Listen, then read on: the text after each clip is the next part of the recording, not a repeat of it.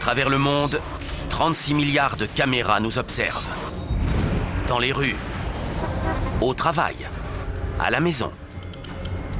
Elles capturent parfois des images exceptionnelles. Scientifiquement, ça ne peut pas arriver. Vous avez vu ça? Des experts analysent ces événements inhabituels. Wow, quelle explosion!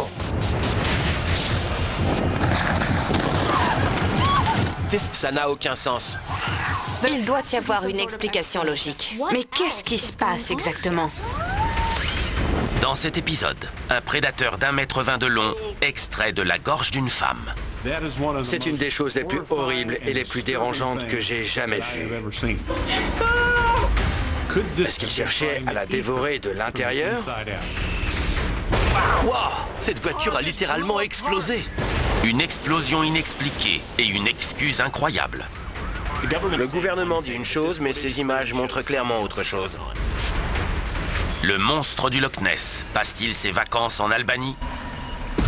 Hors de question que je me baigne là-bas. Des phénomènes bizarres. Oh mon Dieu! Des mystères filmés. Que se cache-t-il derrière ces étranges vidéos?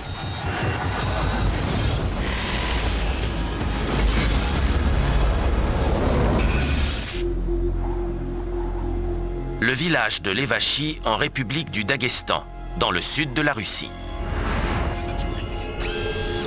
Août 2020. Une ambulance amène une patiente à l'hôpital. On voit une infirmière ou un médecin en blouse. Il semble retirer un objet de la bouche de la patiente. La patiente est manifestement anesthésiée. Lentement mais sûrement, le médecin extrait une sonde endoscopique. On dirait qu'il retire quelque chose de très pâle et de très long. Oh, c'est pas vrai. Je crois que je vais vomir. On dirait qu'on lui a retiré un énorme animal. Ça bouge? Oui, ça bouge. Les médecins sont terrifiés. Ils s'empressent de jeter l'animal dans un bac stérile. Oh, c'est long. C'est vraiment énorme. C'est dégoûtant. Il y avait la place pour ce truc-là. On croirait une scène tirée du film Alien. C'est une des choses les plus horribles et les plus dérangeantes que j'ai jamais vues. Les médecins ne peuvent réprimer un rire nerveux. Ils n'ont jamais rien vu de tel. C'est une image cauchemardesque. Il y a de quoi devenir phobique. En tant que médecin, j'aimerais bien savoir ce que c'est et comment ça a pu entrer dans son corps. Ce monstre se tortillant n'est pas un parasite ordinaire. Quand je les ai vus retirer cette chose, j'ai d'abord pensé à un ver solitaire. Mais ils font généralement la taille d'un crayon. Là, il a l'air de faire plus de 2 cm d'épaisseur. Alors je serais étonnée si on me disait qu'il s'agissait d'un ver. L'entomologiste Kevin Kasky a repéré un détail caractéristique.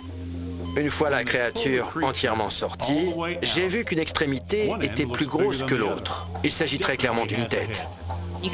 On voit la queue, le corps fin et la grosse tête. Pour moi, on a affaire à un serpent.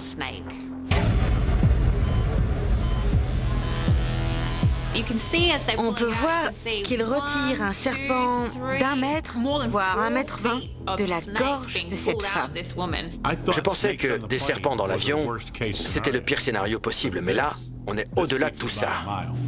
Si le serpent était descendu le long de la trachée de la femme, elle aurait suffoqué. Il semblerait donc qu'il ait emprunté l'ésophage, plus petit mais plus flexible. Un conduit de 25 cm de long qui relie la bouche à l'estomac. Aussi incroyable que cela puisse paraître, la journaliste Shena Montanari explique que ce n'est pas la première fois qu'un serpent est retrouvé vivant à l'intérieur de l'estomac d'une personne.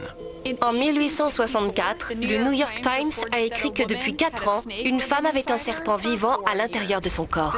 La femme a consulté les meilleurs médecins possibles et après avoir épuisé toutes les options, ils ont reconnu qu'un serpent vivait bien à l'intérieur de son corps.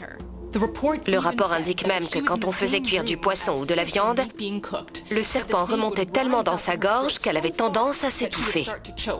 Ça semble irréel. Comment un serpent peut vivre à l'intérieur d'un estomac rempli d'acide? Mais croyez-le ou non, ça a été confirmé par la science. En 2012, au Timor oriental, des biologistes en expédition dans la jungle voient un petit serpent sortir de l'anus d'un crapaud prédateur. Étonnamment, le serpent, une espèce fouisseuse aveugle, est encore vivant. Les scientifiques ont conclu qu'il a été avalé par le crapaud, mais qu'il a réussi à en réchapper en rampant dans l'appareil digestif de l'amphibien affamé. Pas sûr que le crapaud ait apprécié cette expérience. C'est la première fois qu'un animal de cette taille-là survit à la digestion. Les scientifiques soupçonnent les écailles superposées et imbriquées du serpent de l'avoir protégé des sucs gastriques du crapaud. Et en raison de son mode de vie souterrain, il a pu tolérer un faible niveau d'oxygène. Il semblerait que les serpents puissent faire des choses incroyables. La biologiste Jed Lovell compare le serpent d'1,20 m de long de la vidéo aux espèces vivant au Daghestan.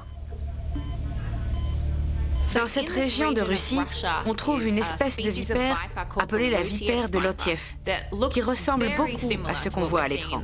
Elle est pâle et fait à peu près la même taille. C'est le dernier serpent que vous voudriez à l'intérieur de votre corps. Toutes les vipères sont venimeuses. Les crochets sont connectés à des poches de venin situées à l'arrière de la tête, prêtes à entrer en action et à ajouter un peu de poison à la morsure. Et ce n'est pas tout. Il semblerait que cette région de Russie connaisse une invasion de vipères. En 2018, la ville de Volgograd, située à 700 km au nord du Daghestan, accueille la Coupe du Monde de football. Des hordes de vipères mortelles quittent soudain leur forêt natale et se dirigent vers le stade de foot plein à craquer. Les serpents ne s'approchent généralement pas des humains, mais s'il y a une infestation, toutes les règles habituelles disparaissent. Les autorités russes envoient des équipes de recherche et de sauvetage pour repousser les reptiles venimeux avant que la panique gagne les rangs de supporters. Pour les autorités, les raisons de cette mystérieuse migration restent inconnues. Mais Jed Lovell a une théorie. Au fur et à mesure qu'on repousse les frontières de l'agriculture et de la civilisation, on assiste à de plus en plus d'interactions entre les humains et la nature sauvage. Est-ce qu'il cherchait à la dévorer de l'intérieur? On ne voit aucun point d'entrée sur son cou ou son corps. La seule façon pour le serpent d'entrer dans son estomac, c'est en passant par la bouche. Au Daghestan, en Russie, des médecins filment une femme avec une vipère venimeuse d'1,20 m de long dans l'estomac. C'est pas vrai. Je n'aime pas ça. Mais alors, pas du tout. Il est presque impossible d'avaler accidentellement un animal vivant, surtout un gros reptile. Normalement, votre réflexe nauséeux empêche le serpent de glisser dans votre gorge. Mais la vipère s'est pourtant retrouvée dans le corps de cette femme. De nombreuses religions, cultures et cultes à travers le monde vénèrent les serpents, qui sont souvent intégrés aux rituels. Certains chrétiens évangéliques prennent la Bible au pied de la lettre. Quand Jésus dit « ils saisiront des serpents », ils le font vraiment. Beaucoup se font mordre. Dans le Caucase, où ces images ont été tournées, on constate un regain d'intérêt pour les religions pré-chrétiennes et pré-musulmanes. Les cultures slaves possèdent toute une mythologie autour d'un dieu serpent appelé Vélès, également gardien des enfers.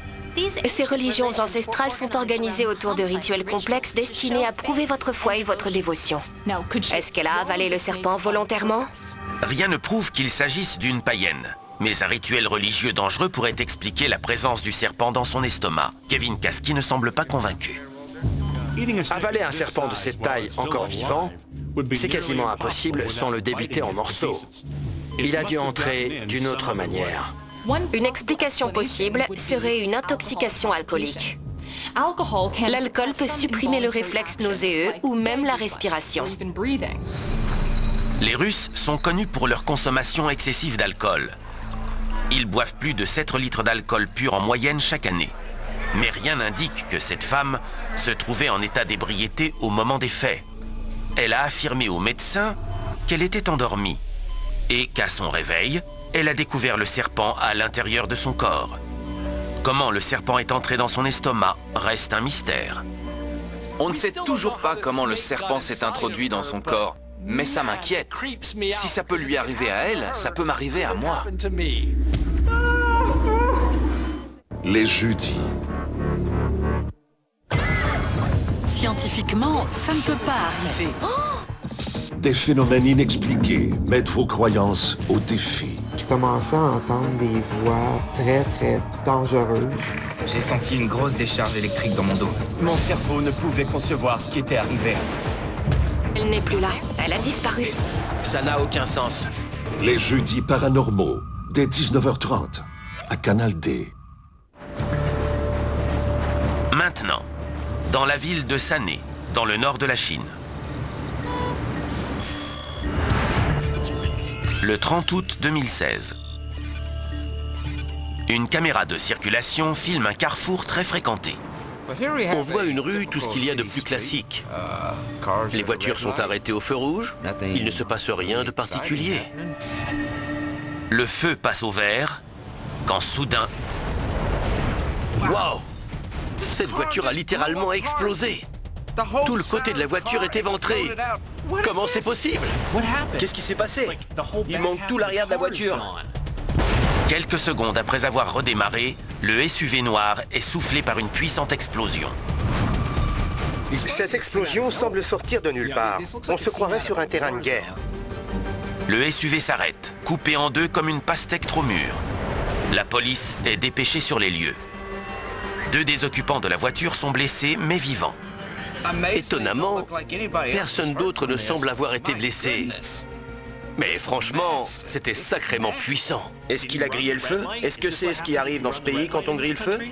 Les voitures n'explosent pas comme ça. Il s'agit très clairement d'un acte criminel. La ligne officielle des autorités chinoises est que le pneu avant gauche de la voiture a explosé, mais l'ingénieur David Wallace n'est pas convaincu. C'est une sacrée explosion. J'ai déjà vu plusieurs pneus exploser. Ça peut être violent, mais je n'en ai jamais vu arracher tout le côté d'une voiture. Un examen plus approfondi des images rend l'explication des autorités chinoises plus difficile à avaler encore. En regardant les images, le seul pneu presque intact, c'est le pneu avant gauche. Pourtant, d'après le rapport, c'est lui qui serait à l'origine de l'accident. En visionnant les images au ralenti, il apparaît que la violente explosion démarre du côté conducteur. L'historien militaire Martin Morgan a repéré quelque chose de bizarre concernant l'un des autres véhicules à l'écran. Quand on examine attentivement les images, on remarque quelque chose de suspect. La voiture derrière celle qui explose ne bouge pas quand le feu passe au vert. Le fait que la voiture ne bouge pas suggère qu'on a peut-être affaire à une attaque planifiée ou bien une tentative d'assassinat. Allez! L'expert en explosifs Matt Kutcher a plus de 20 années d'expérience dans le domaine des explosions et des bombes. C'était magnifique, quelle explosion! Lui et son équipe souhaitent savoir s'il s'agit d'une attaque planifiée. Waouh! C'est une sacrée explosion! Mais je trouve ça suspect. Si j'en crois mon expérience, les voitures sont des appareils mécaniques simples. Elles peuvent avoir des défaillances. Mais là, la défaillance semble être due à une intervention humaine. C'est trop précis. Les criminels ont l'habitude d'utiliser des explosifs. Pas besoin d'en utiliser beaucoup. Combinés à d'autres matériaux et placés au bon endroit, ils peuvent faire de gros dégâts. On va en placer dans une voiture pour voir si on arrive à reproduire ce qu'on voit dans cette vidéo. Pour piéger une voiture, on utilise généralement du C4. Ne vous inquiétez pas, c'est pas pour tout de suite. Pour des raisons de sécurité, Matt Kutcher va utiliser un composé moins volatile pour réaliser son expérience. L'avantage des explosifs qu'on va utiliser, c'est qu'ils sont très stables. On peut cuisiner dessus. On peut y mettre le feu, se faire cuire un œuf. Ça n'explosera pas. Matt Kutcher utilise une voiture de taille similaire au SUV de la vidéo tournée en Chine. Ce truc est si puissant, il n'en faut pas beaucoup pour faire le boulot. On va placer les explosifs dans la portière pour voir si ça l'arrache comme dans la vidéo. Une fois que tout est en place, l'équipe se met en sécurité. 3, 2, 1, maintenant! L'expert en pyrotechnie Matt Kutcher a de sérieux doutes concernant la version des autorités chinoises mentionnant l'explosion d'un pneu. On dirait une charge explosive. Il décide de recréer l'incident avec son propre explosif, afin de prouver qu'il s'agit d'une explosion intentionnelle. 3, 2, 1, maintenant!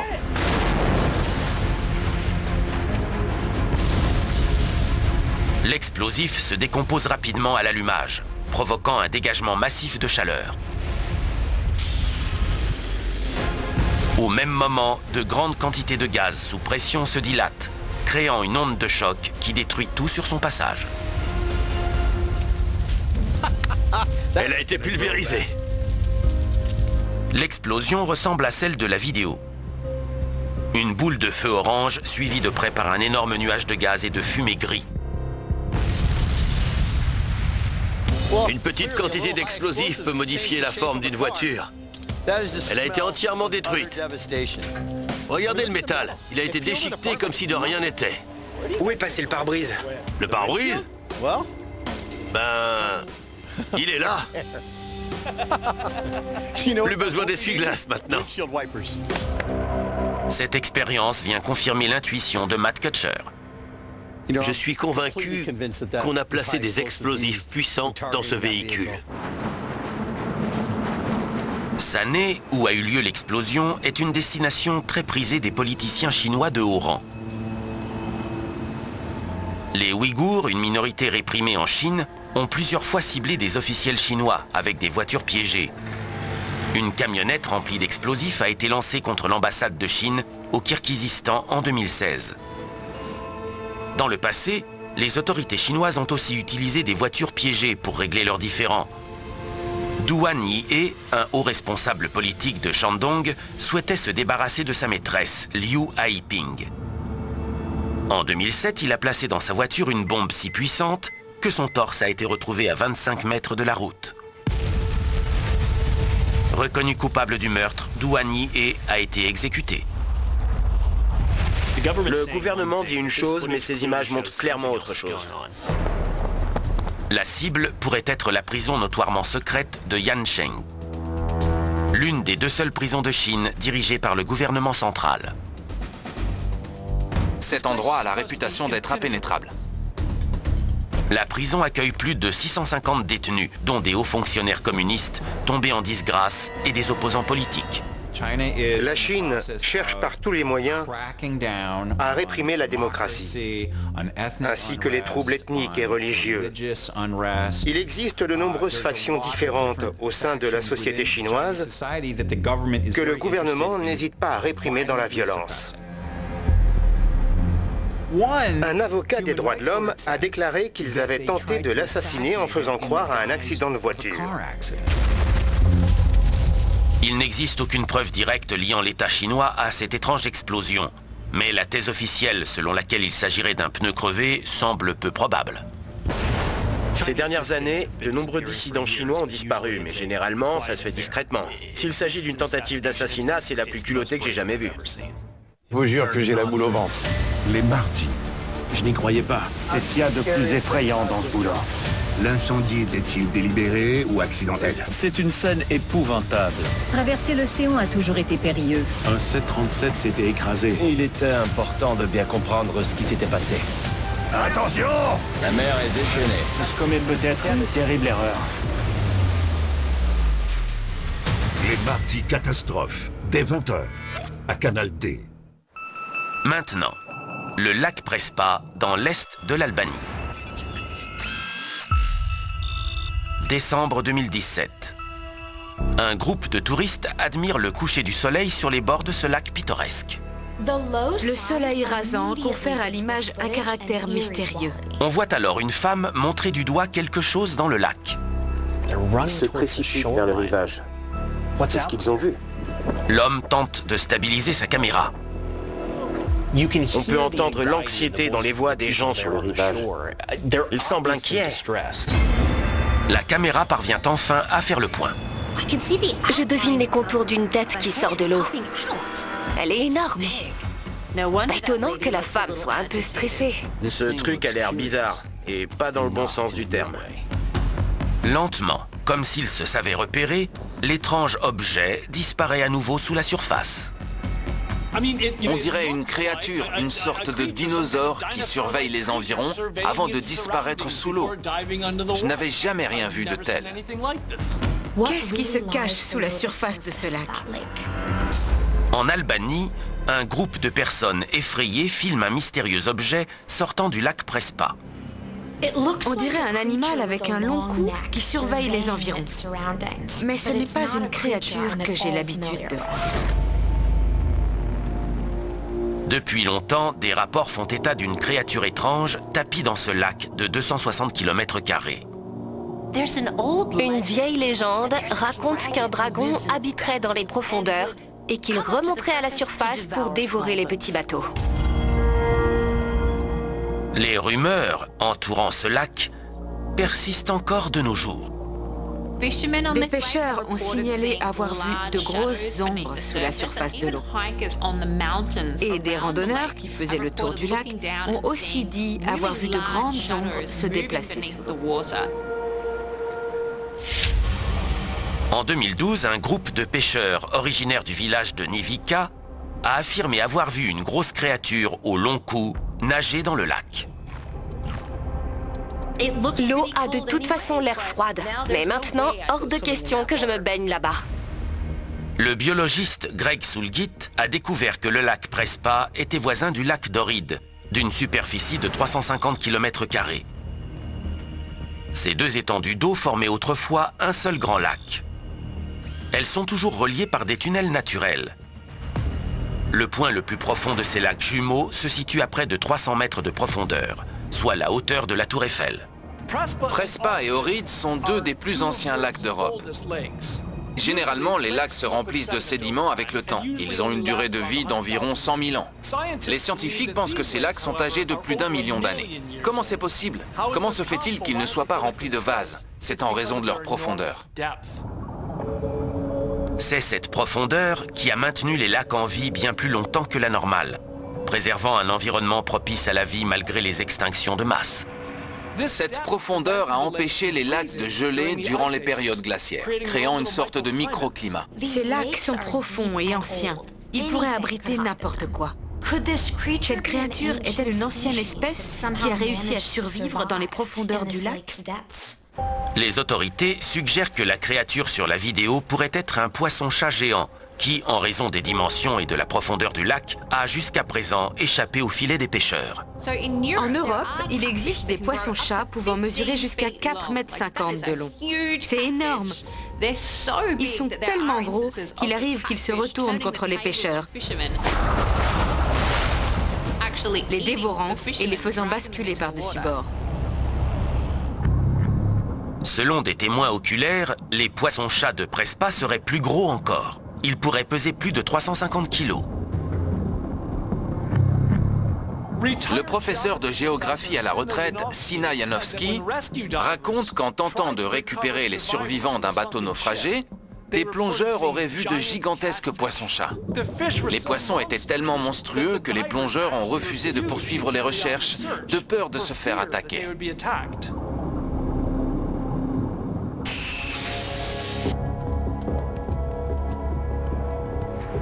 L'historien Craig Gottlieb pense qu'il ne s'agit pas d'un animal vivant, mais d'une dangereuse machine créée par l'homme. Ce qui dépasse de la surface a l'air très rigide.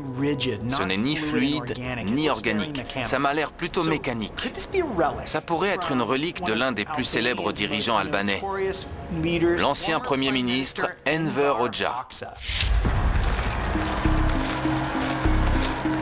Enver Hoxha, arrivé au pouvoir en 1944, est fou, même comparé aux autres dictateurs communistes. Hoxha marchait dans les pas de Joseph Staline.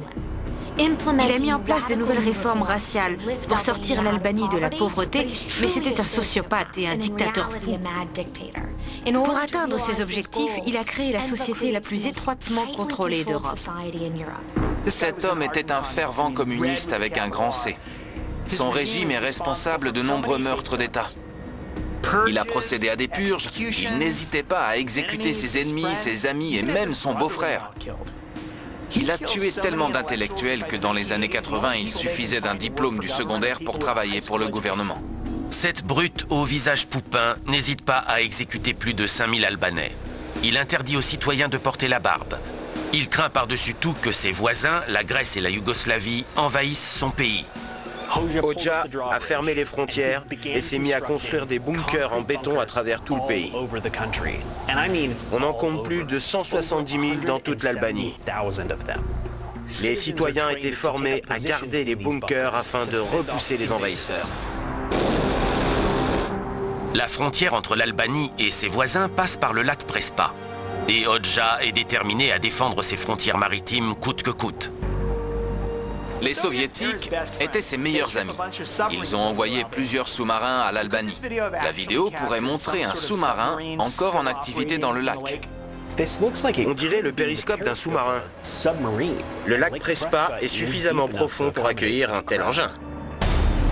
Mais l'experte en analyse des données, Liberty Wittert, a découvert que l'Albanie a plongé dans la pauvreté à la fin du règne d'Hoxha. L'isolement, l'absence de commerce et le programme effréné de bunkérisation ont vidé les caisses du pays. Ça ne serait pas possible pour un pays qui manque de ressources de maintenir la technologie nécessaire pour un tel sous-marin. Les sous-marins laissés par les Soviétiques ont dû finir à la casse. Hoxha meurt en 1985. Son régime a fait de l'Albanie l'un des pays les plus pauvres d'Europe. Mais aujourd'hui, les forces de défense de la nation, très sollicitées, semblent s'intéresser de près à cette étendue d'eau. Les locaux se demandent souvent pourquoi il y a une telle présence militaire dans les villes riveraines du lac Prespa. Ces gens sont-ils là pour protéger les habitants d'un danger provenant du lac? Les autorités albanaises restent très discrètes sur leurs activités à Prespa. Malheureusement, ce mystère ne sera peut-être jamais résolu. Mais une chose est sûre, je n'irai pas nager de sitôt dans le lac Prespa. Cet hiver, des phénomènes paranormaux. Commençant à entendre des voix. Des défis colossaux. T'as pas le droit à l'erreur. Des conditions alarmantes. Ça passe ou ça casse. Canal D, 30 ans à tout découvrir. Maintenant, Juno Beach, dans le sud de la Floride. Le 1er août 2019. La foule profite de la météo estivale. On voit une plage et une horde de touristes en vacances. Mais leur plaisir est de courte durée. Waouh, ça a l'air terrifiant. Un étrange trou bouillonnant s'est mystérieusement formé dans le sable. Ça peut potentiellement être dangereux. On dirait un grand tourbillon qui aspire des objets et fait des bulles. C'est vraiment bizarre. Inquiètes, les autorités de la plage mettent un ruban de sécurité autour du cratère. Mais cela n'empêche pas les curieux d'approcher d'un peu trop près. On dirait un croisement entre un chaudron effrayant et un mini geyser. C'est vraiment étrange de tomber sur un trou bouillonnant au milieu d'une plage publique. Ça me terrifie parce que ça me fait penser à une casserole d'eau bouillante. Est-ce que ça bout? Est-ce que c'est chaud? Un enfant jette des algues au centre du trou. En l'espace de quelques secondes, elles sont aspirées. Waouh! On pourrait facilement perdre son chat là-dedans.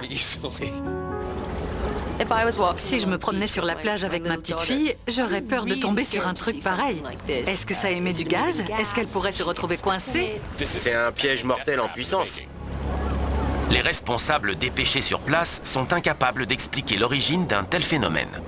Je n'ai jamais vu une chose pareille sur la plage. Qu'est-ce que ça peut être? À Juno Beach, dans le sud de la Floride, un mystérieux trou s'est formé dans le sable. C'est étrange. Cette eau bouillonnante et tourbillonnante semble sortir de nulle part. Qu'est-ce qu'il y a là-dessous? Athena Brensberger pense que ce trou pourrait être l'emplacement d'un trésor du XVIIIe siècle. Il y avait des navires espagnols qui longeaient les côtes de la Floride. C'était donc un terrain de chasse idéal pour les pirates. Ces galions espagnols chargés d'or, d'argent et de trésors étaient des cibles faciles pour les pirates. Cette vague de piraterie a donné naissance à des personnages truculents, Barbe Noire, Calico Jack, le Capitaine Kidd. Il y avait aussi bien des pirates femmes que hommes. Et des pirates venus d'Afrique de l'Ouest. Au début du XVIIIe siècle, il existait un pirate du nom de César Noir. Cet esclave se serait évadé et serait devenu l'un des flibustiers les plus célèbres de Floride. Chef tribal à l'origine et grand comme deux hommes, il patrouillait les eaux de Palm Beach jusqu'à Miami. Il a enterré tellement de trésors que cet endroit a été baptisé la Gold Coast. On pense que la Floride est l'État qui possède le plus grand nombre de trésors engloutis et enterrés. Sur l'île Hawke, en Nouvelle-Écosse, le trésor du capitaine Kidd serait enfoui dans une chambre souterraine élaborée appelée Money Pit. Le capitaine pirate anglais, pendu en 1701, aurait caché un trésor d'une valeur de plus de 2 millions de dollars dans un puits profond de 27 mètres. Le puits serait protégé par plusieurs couches de rondins de chêne et de canaux piégés. Ce trou apparu en Floride pourrait être l'une des cachettes de César, astucieusement dissimulée dans un puits similaire. Ce serait incroyable s'il y avait un trésor enterré sur cette plage de Floride et que ce trésor nous indiquait son emplacement par ce bouillonnement provenant des profondeurs de la Terre. Mais attention aux chasseurs de trésors. Quand une badaude a voulu enquêter sur ce trou, elle s'est vite retrouvée en difficulté. Une femme a voulu jouer les intrépides. Elle a pénétré à l'intérieur du trou et s'est retrouvée aspirée jusqu'à la taille. Du coup, il est possible qu'il s'agisse de sable mouvant. Mais l'ingénieur Lisa Lazarek Assunta a découvert que ce dangereux trou sur la plage pourrait être bien plus récent qu'un trésor piégé remontant au XVIIIe siècle. Près de ce trou tourbillonnant et bouillonnant se trouve un centre de conservation marine pour la protection des tortues de mer. Avant de pondre leurs œufs, les tortues marines femelles utilisent les champs magnétiques terrestres afin de retourner sur les lieux de nidification où elles sont nées. Juno Beach est une immense crèche pour tortues. Le trou dans le sable est né des efforts déployés pour secourir et réhabiliter ces tortues. On utilise des citernes équipées de tuyaux d'écoulement pour mettre les tortues marines à l'abri. Ces tuyaux sont enterrés dans le sable. Les tuyaux du centre de réhabilitation des tortues sont conçus pour déverser les eaux usagées dans le sable sec. Mais au fil des ans, le recul de la ligne de marée fait peser une nouvelle menace. Ce qui se passe, c'est que la marée s'est rapprochée des tuyaux d'évacuation. Le sable est saturé d'eau. Au lieu de se déverser sur du sable sec, les tuyaux se déversent maintenant sur du sable mouillé. Ça explique la formation de ces bulles.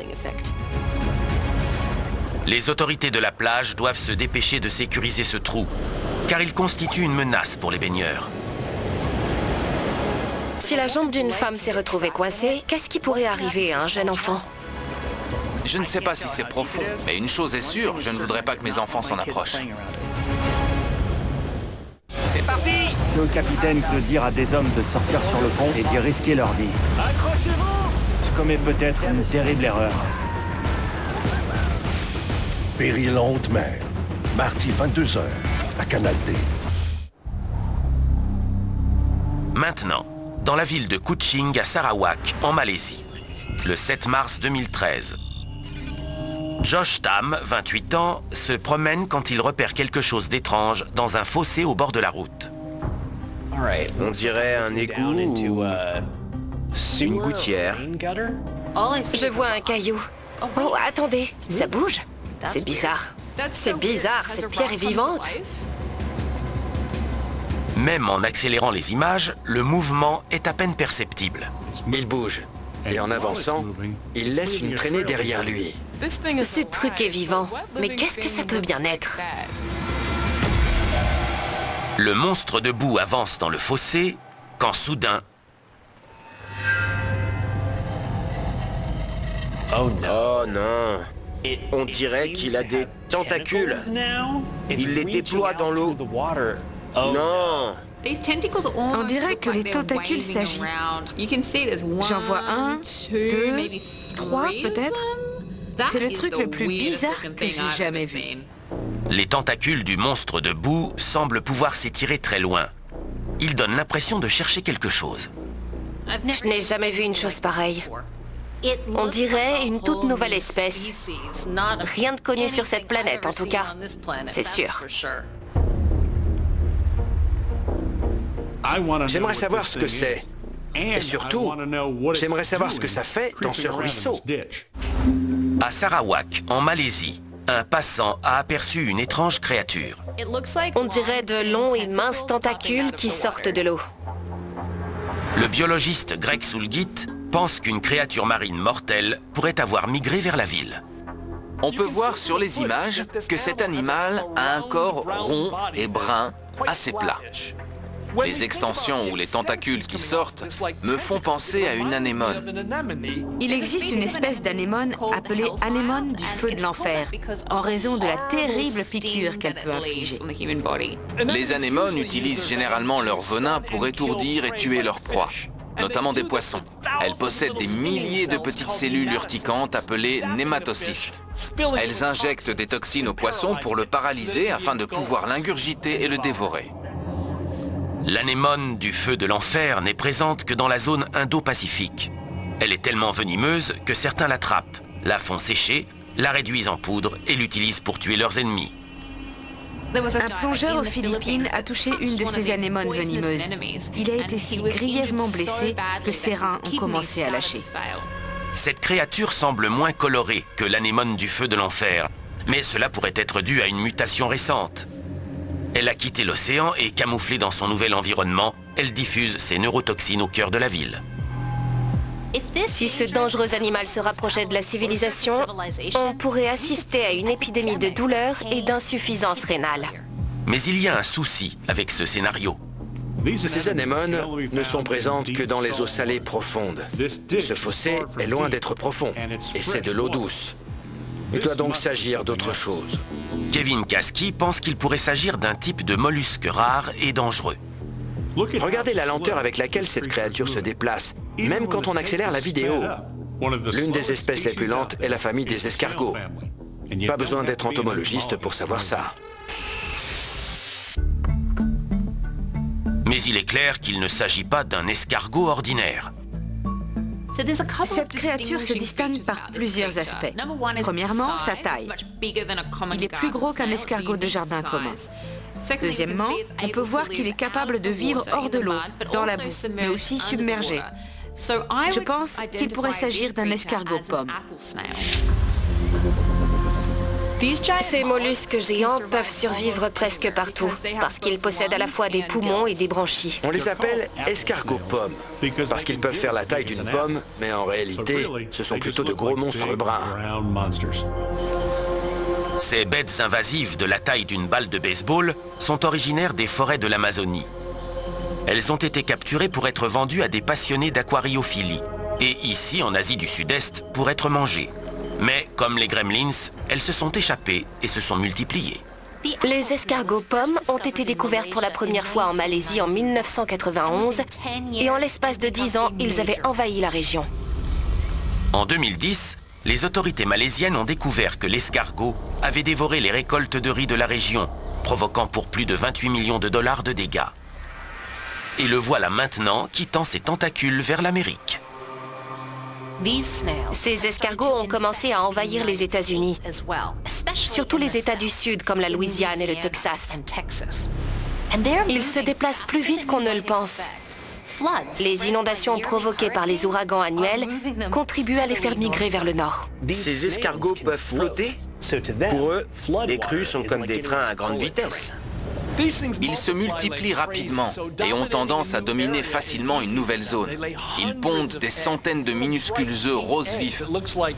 On dirait que des milliers d'enfants ont craché leur chewing-gum dans la nature. Mais les États-Unis ont plus à craindre que l'appétit insatiable de ces envahisseurs.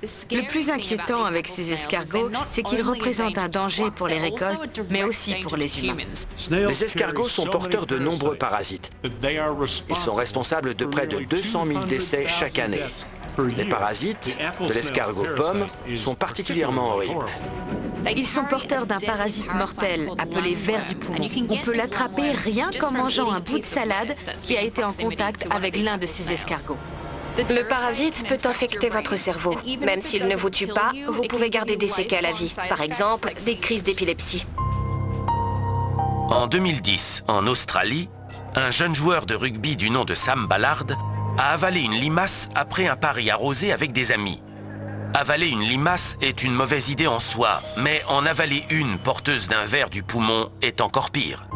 Le temps que les médecins réalisent ce qui s'était passé, le parasite avait envahi le cerveau de Sam, provoquant une méningite. Il est resté 420 jours dans le coma. À son réveil, il était complètement paralysé en dessous du... Il décédera 8 ans plus tard. Cette maladie est plus fréquente dans les régions tropicales, mais on a recensé plus de 20 cas aux États-Unis au cours de ces 10 dernières années. Le monstre de boue qu'on aperçoit dans la vidéo semble prêt à envahir le monde. Une invasion impossible à contenir. Si les escargots sont capables de tuer, fini le jardinage pour moi.